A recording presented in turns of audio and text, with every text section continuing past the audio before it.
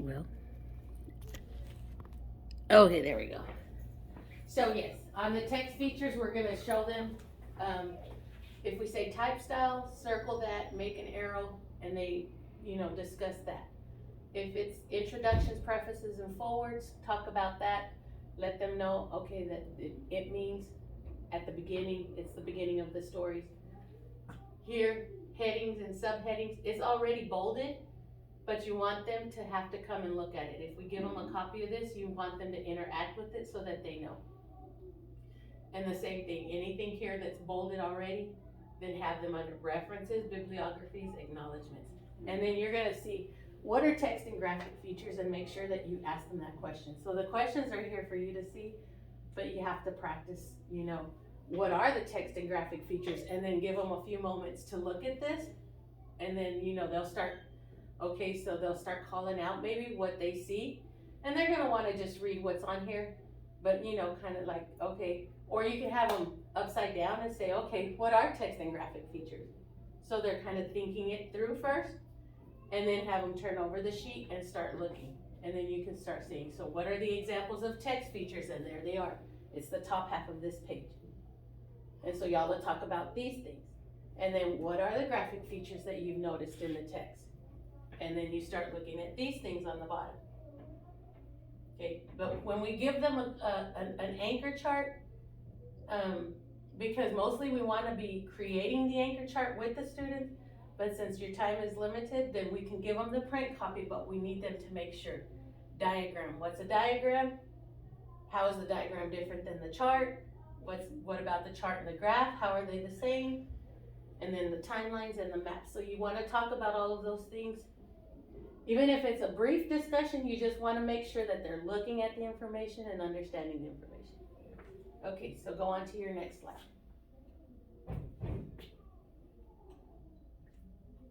Okay, and now you're going to your story. So, and this is one of the short stories. Reading part. Right, and this is one of the short stories. So you can do it one of two ways. Since this is the short story, because it's 86, 87, so that's a 2-page story.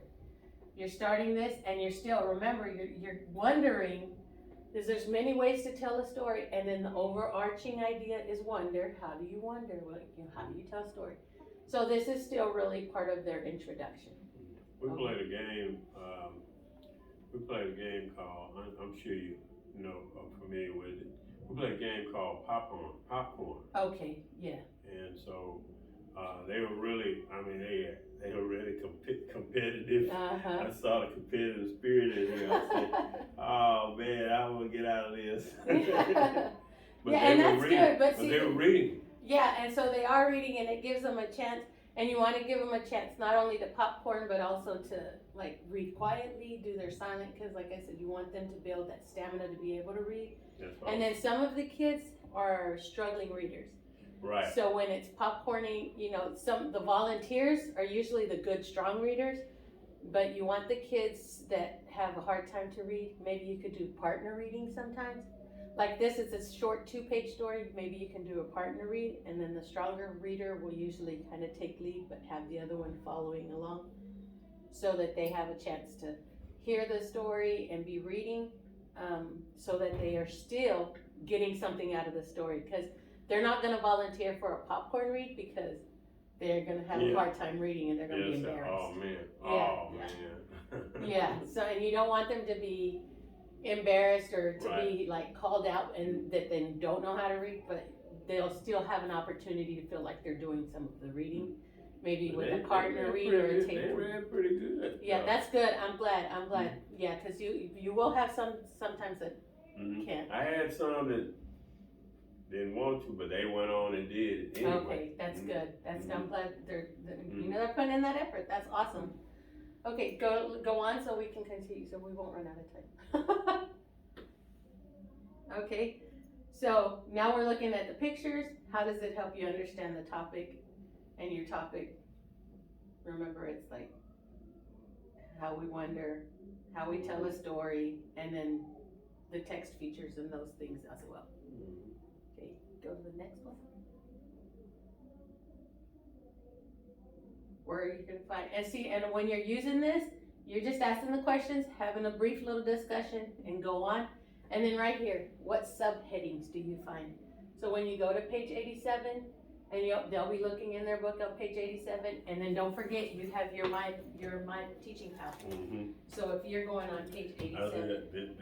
I was telling somebody yesterday, I said, this is my Bible here. Right there, it I sure is. I didn't even know it until I started opening it up. Yes, when you open it, oh, you see man, I work too hard. Yeah, because that's gonna guide you all the way through. Mm-hmm. And now that we have these PowerPoints, so like this will help guide your lesson. You know what you need to be questioning and asking. But so as I'm talking about subheadings, you know if you're in here on page 87, it's gonna tell you what to point out. And just make sure they understand what is a subheading. So you see this, what subheadings do you find on page 87? And then stop. What is a subheading? Then you get some responses from them and now look for it. Because you want to make sure they understand what that vocabulary is that you're popping at them.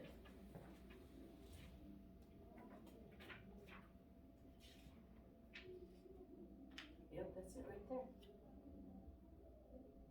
And so it should tell you right here on this side, the text features.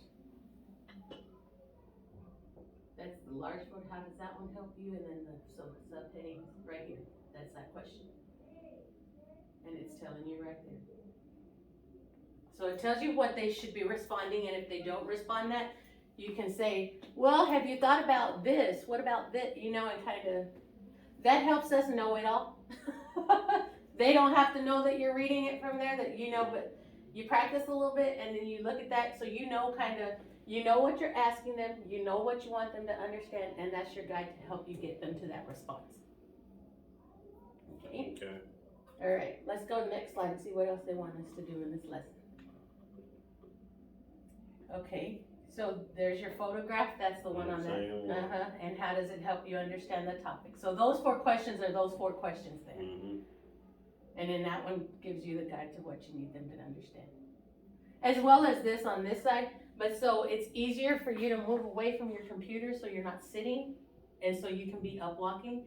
If you're holding your book and clicking the slides through, then you can do this, have your book and be able to answer without having to look at these notes here.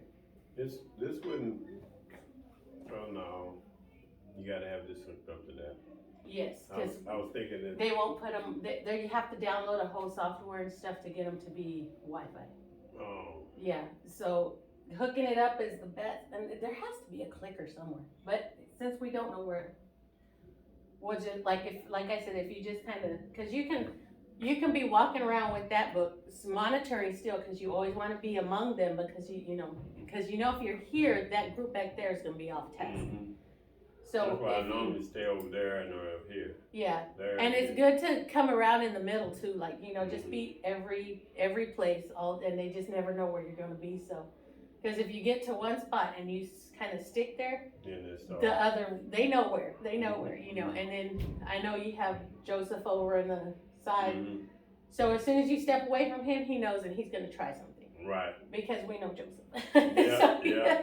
And so, and it's so you're constant, but it gives you an opportunity as you're having this little discussion, as you're answering questions, receiving, then you know when you're getting closer to the end of this, so then you can make your way back here, click next one, and then continue again, like as you're talking, discussing their writing, they're doing in their journal, mm-hmm. so that they have an opportunity to do all of those. Because then I believe the next one should be your next story. How does dance tell a story? All right.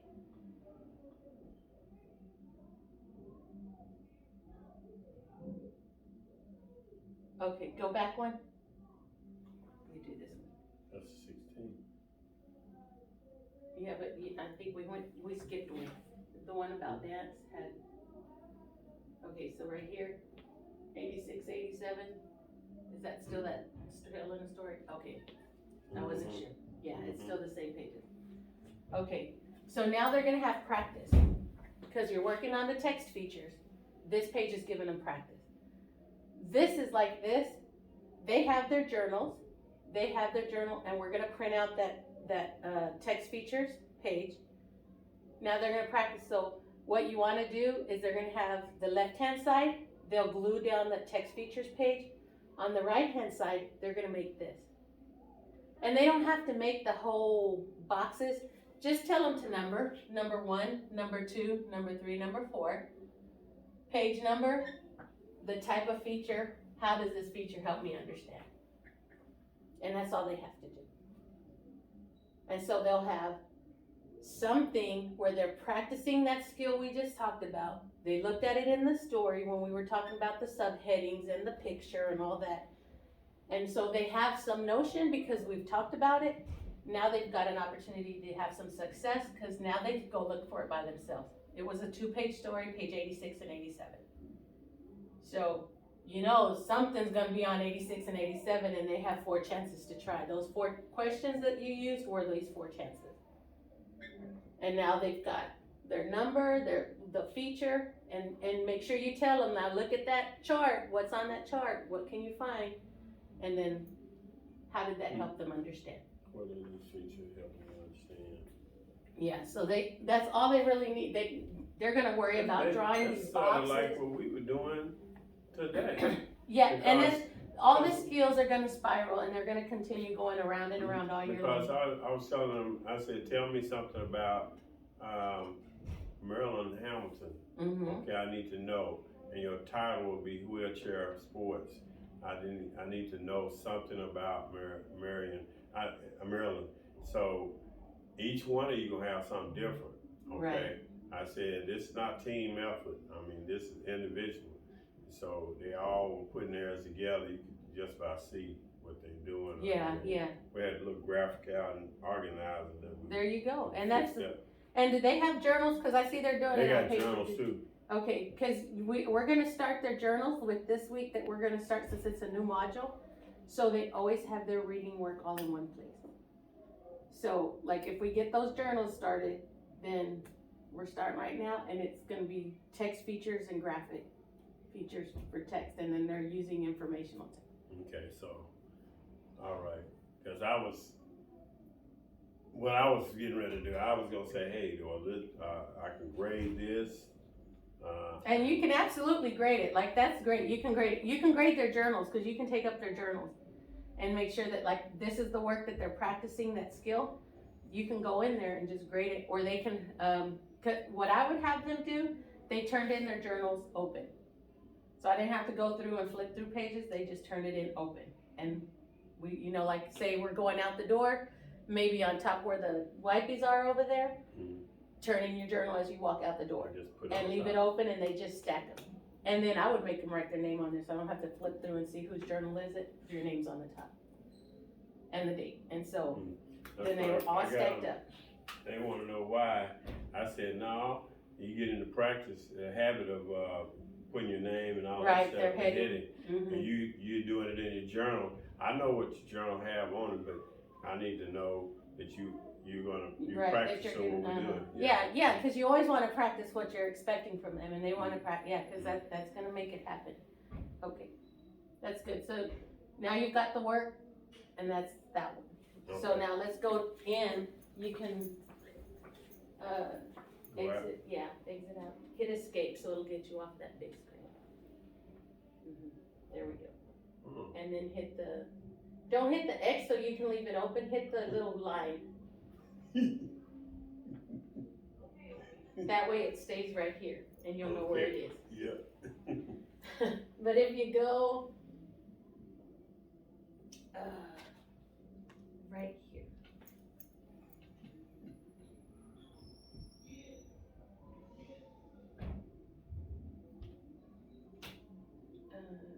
Go to open and see if that opens the teacher part. No, that did that again. Okay, go back up to discover. Let's start back there. Clear. Okay, we're on module 2, so scroll down.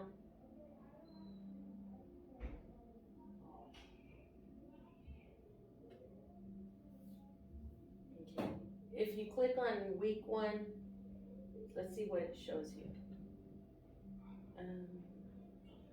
Go to view resources.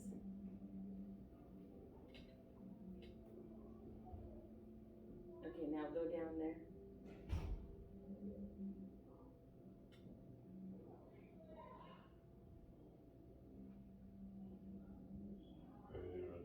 right there, your practice bundles. Right here. The one that says PDF weekly practice bundle, down, Right here. that one.